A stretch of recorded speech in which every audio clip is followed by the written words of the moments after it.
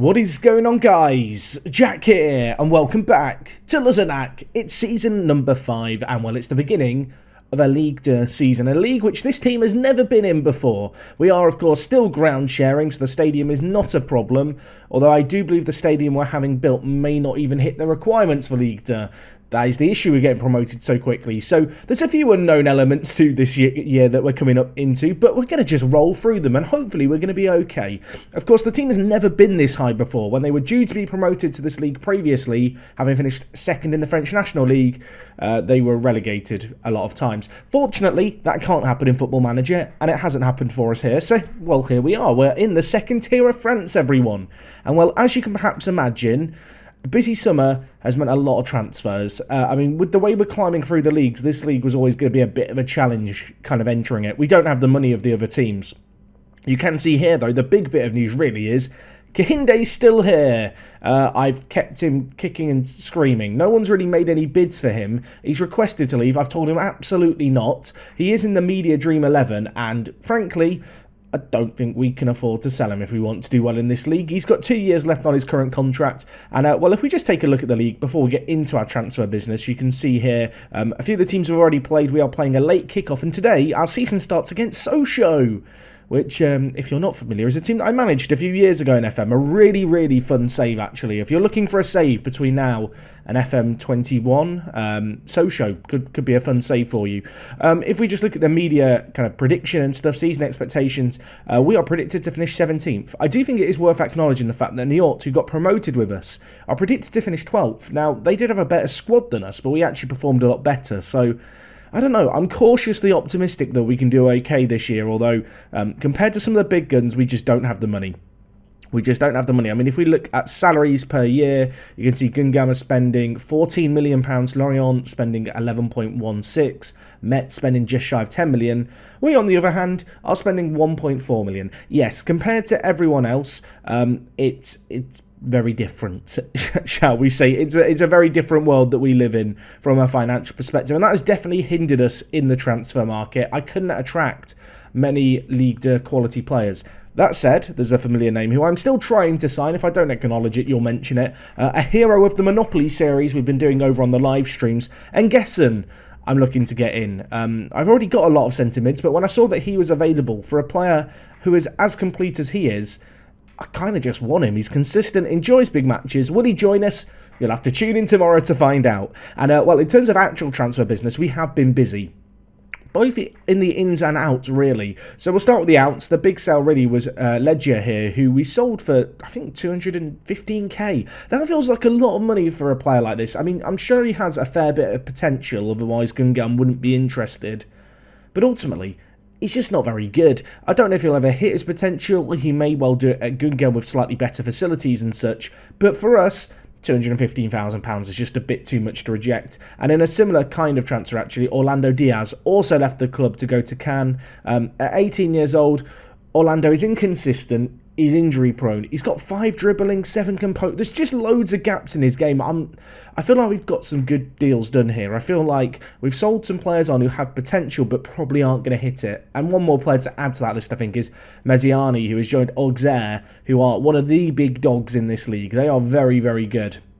Our Auxerre. I was looking at their key player earlier. They've got Mathieu Legrand here, who, I mean, for a homegrown player who kind of generated at their academy, pretty good. I mean, is he Blaze good? That's probably the comparison, right? Is he Blaze good? I mean, he's a bit... This is what we're competing against this year, everyone. He's a bit better than Blaze. Anyway, Auxerre are decent. This is gonna be a tough season. Make no mistake. Their media prediction, by the way, is 10th, and that's their key player. So yeah, we're a bit behind the power curve. All other players that have left, Bangray's gone out on loan for the year. They're paying all of his wages. His contract expires at the end of the year. No one wanted to buy him. I think this could be his last season with us. Chipot has gone to Pau on a free. Banza was another one of these youngsters who we sold for a little bit of money, 25k for him. I mean, look at that. It just looks ugly, doesn't it? It's just an ugly polygon. I don't like it. I'm sorry, Oliver. And the last player that's gone out is actually a player who joined us, I think last season, a young Lithuanian who generated as a free agent. We've loaned him back to Lithuania. I can't say I know a lot about the league, but if you do, he's playing for Banga. There's a banger of a name, innit? Move on. Right, should we talk about the ins? Because that's where things get really spicy for us. So, a player who we already knew we were signing last episode was Zangabar. He has joined us, a right back. Bit of coverage, a Togo international, similar to Kofi. They're going to be best buds on the right wing. That's my theory there. Sudo joined us as a bit of a young punt. The punt wasn't a good one. The punt was not. He's on £15 a week. I can stomach it. Christian Cox as well. Signed as maybe one for the future. He's got potential, but unambitious personality. We're going to need to work on that. I mean, there could be the makings of a good player here if he can find his groove. That might be a little bit of a big if. There's not many reasons to believe he will continue to develop. And, one loan signing that is a bit familiar before we get into all the new reinforcements. Russo is back. Yes, he didn't want to join us back in June, but come July, he changed his mind. He was getting homesick. He missed Luzenac. So he's joined us again. So our back four is reunited, although I have already replaced Hugo Robert. So the back four is reunited, but we have also got rid of one of the players. It's not really reunited, is it, Jack? Shall we talk about the ins? This is where things get exciting. One of the big transfers we've made is Nuno Cruz, a young Portuguese player signed from Rio Ave. I'm sure you're familiar with this team. They always produce good regens in Football Manager. And Cruz, we were able to get for a measly £42,000. I mean, his goal-scoring record is not the greatest, and that's probably down to his 9 finishing. But in terms of what he can offer us, he's young, he's got potential, fairly professional personality is nice. And what I really like about him is his versatility in the final third. Obviously, we are a team that are quite fluid when it comes to our front line, so to have more strikers and more attackers that kind of fill that void is going to be useful. I actually think he'll work better as an attacking midfielder rather than a striker because of his finishing, but make no mistake, he's a very, very good player for this level. 17 dribbling, 17 first touch, great technique.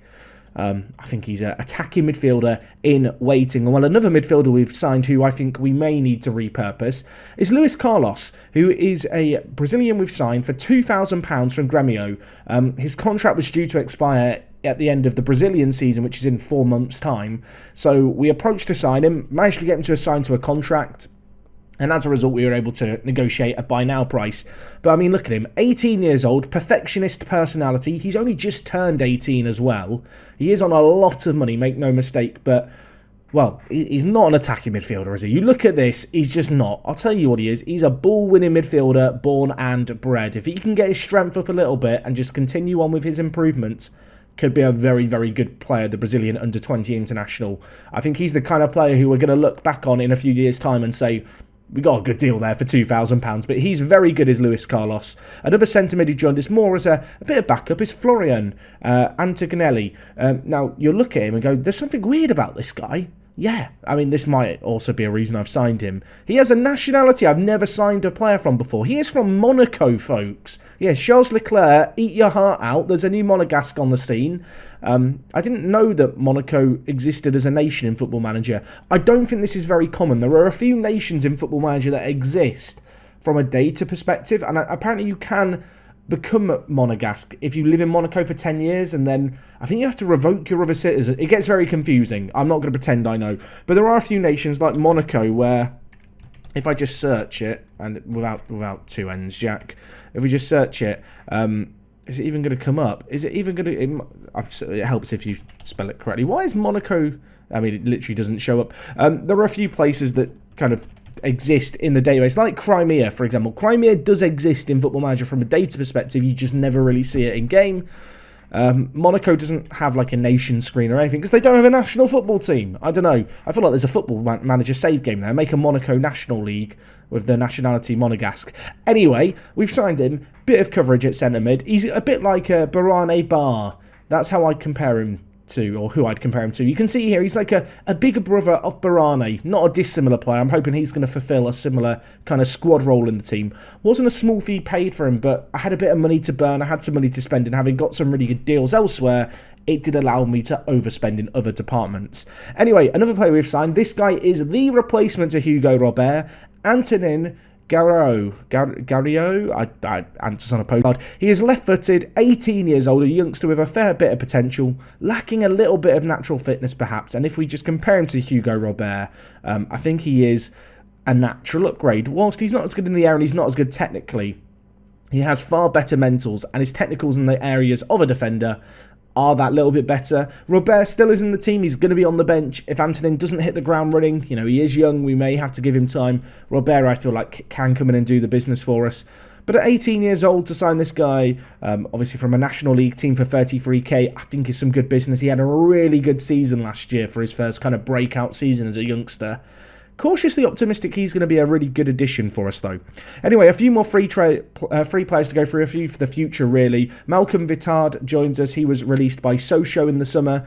He can play out on the right or as a more playmakery player. If we look at him here, he's got all the makings of a deep line playmaker. So from a squad depth perspective, I think he's kind of useful. Again, I like versatile players like this guy, like Nuno Cruz, who can play those few positions. I think that's really useful.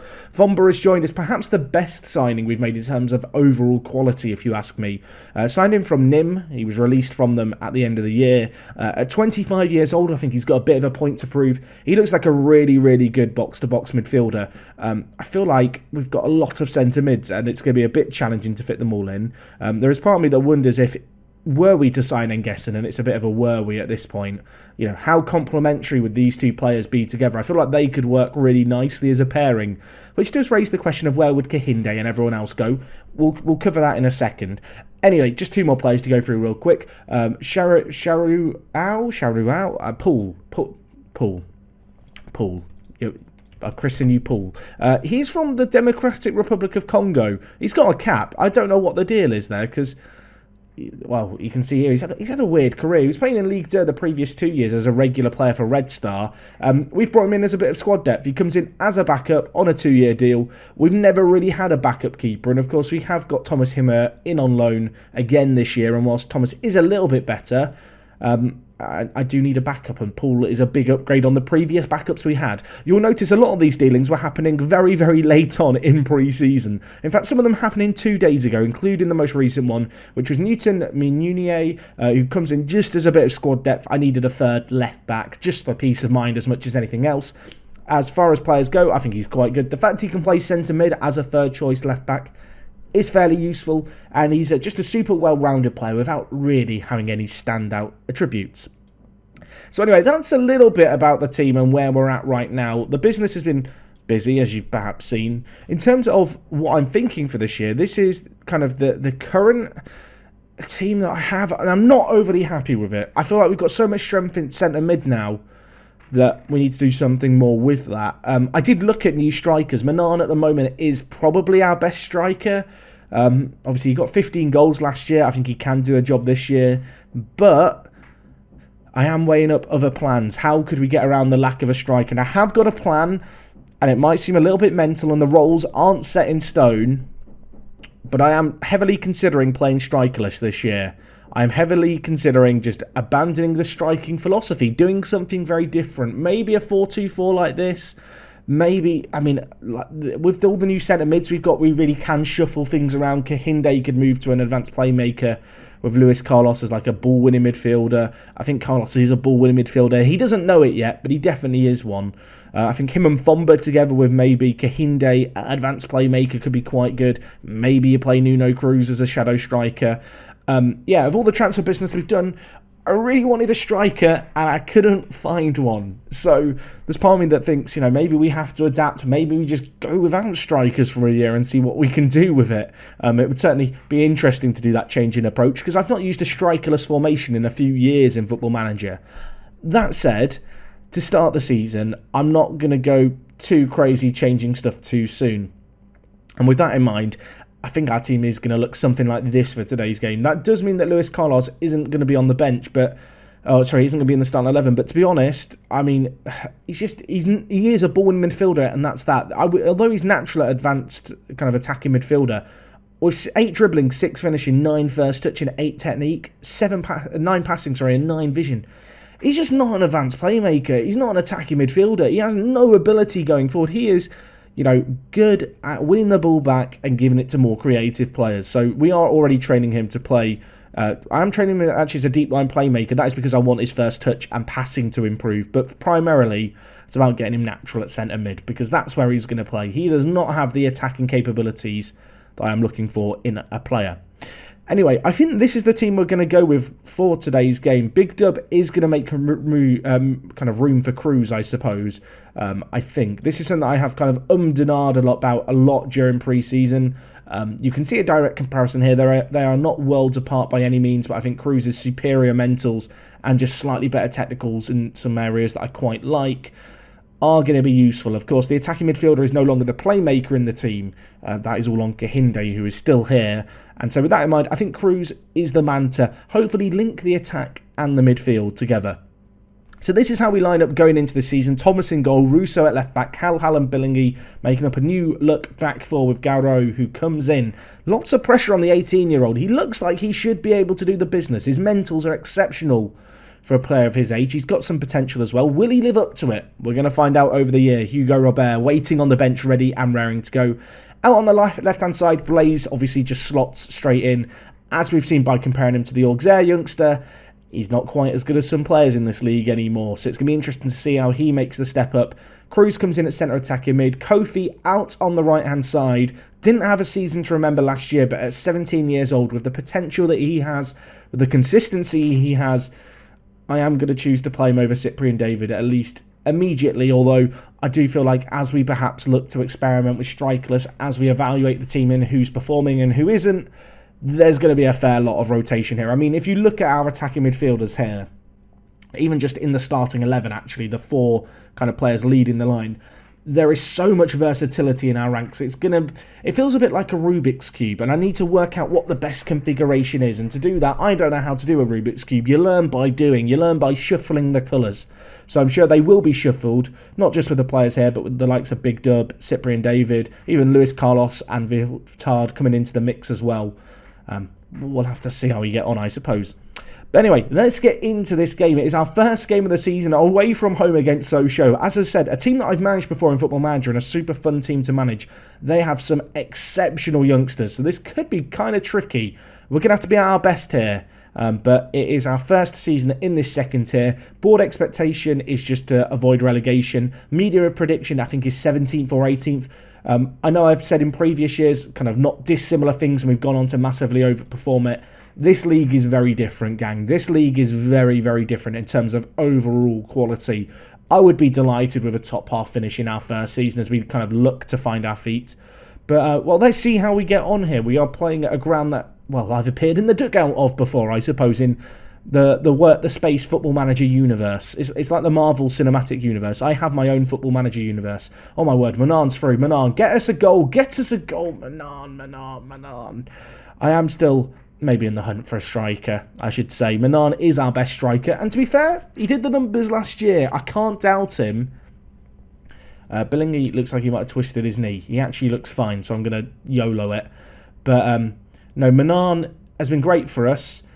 And I would have liked to get in a bit of competition for him and use striker, but there just wasn't that option out there. Of course, there is maybe the option of moving Kofi to striker, bringing in Cyprian David out on the right-hand side. That's an option.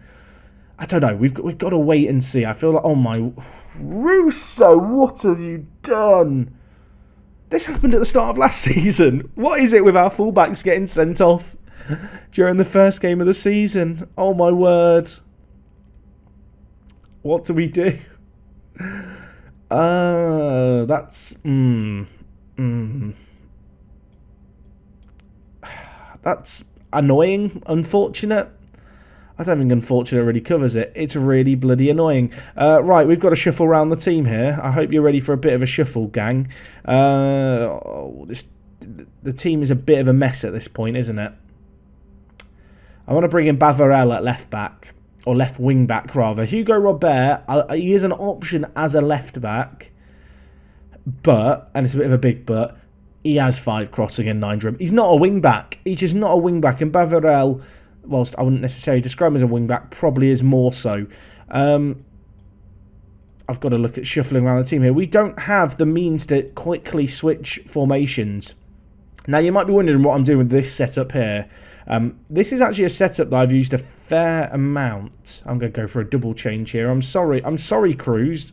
Your debut's been short-lived, mate, but we'll give you more chances soon. But you might be looking at this going, Jack, what the hell are you doing? This is what I do at Monopoly on our stream save. When we go a man down, I really like setting up a defensive unit like this, just 7 players set up in this shape behind the ball. I think it works really well this year in Football Manager. Whilst you can get exposed on the break, what it does allow is you to hit teams over the top quite quickly and break away. And well, I mean, if we could hold on for a draw now, it would probably be quite a good performance, because that sending off does put us in a load of problems. Anyway, less of working the ball forward. Let's be more direct in our play. Focus play through the middle as well. In terms of how we're going to play, none of these short kicks. We need to... I do want us to still counter-press, but we need to be realistic here. I'm going to go on to cautious for this second half. We're going to try and hit them on the counter. I think that might be our best way through at this moment in time. I'm also going to change Kahinde to an advanced playmaker on attack, giving him a bit more permission to get forward. Curious to see how Fomba performs in this second half, because I think he's a really vital player for us. If he can hit the ground running as kind of the engine in the midfield, we'll be in a very, very good spot. Anyway, let's see how we get on here. 50 minutes gone, 0-0. Oh, this is annoying, because just like the start of last season where we had a sending off very early on, it was actually earlier on than in this game, we're kind of now in a predicament whereby, well, we have our backs against the wall and we're desperately trying to, get a draw at this point would be a pretty good result. Sochaux last season finished in the playoffs for this division and then just didn't quite make the final step. Oh my word, get the ball, Himmer. What a save that is by him. Was that Garreau at the back? I think it was. He put in a slide tackle, pushed it into the path of the keeper. The shot hit the post. We live to fight another day. Garreau, what can you do here? To Luis Carlos. I mean, Garreau looks composed on the ball so far. I don't want to speak so soon, but he's got big boots to fill in Hugo Roberts, the 18-year-old. And, of course, making the step up from the National League, the league below us. He's in uncharted territory, so will he sink or swim? It's a bit unproven, perhaps. Anyway, they're on the attack here. Billingy pushing them wide. Ball squared. They are just knocking it around at the edge of the area. We are in danger. The shot goes just wide of the post, but we live to fight another day. And with 15 minutes left, pressure is on the line. They're bringing the ball forward again here. Farage down this left-hand side. Nigel Farage, he's made his move. He whips it into Lasme, who is transfer listed, and I did look at signing, but he heads it over. Right, we've got one sub left. Who do I want to bring on? Who is the difference maker? You know what? I think it's Cyprian David. Let's bring him on for Julian Blaze, and let's switch him to a poacher. Let's get men going forward. Let's get on the front foot and on the attack. 8 minutes and counting. If we could get a draw here, I'd be very, very happy, because Sochaux are a very good team. And from a defensive perspective, it would bode quite well for the rest of the season. And you know what? It's not been the best of games. It's not been the most pretty of games.